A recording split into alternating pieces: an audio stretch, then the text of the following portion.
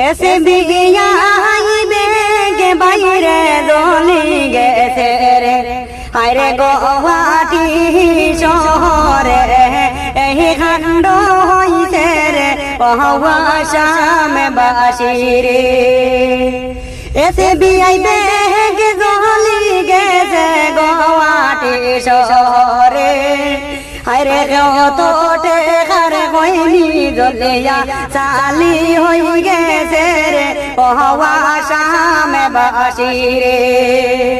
আরে কত টেকার কইনি জলিয়া চালি হই গেছে রে আসাম বাসী রে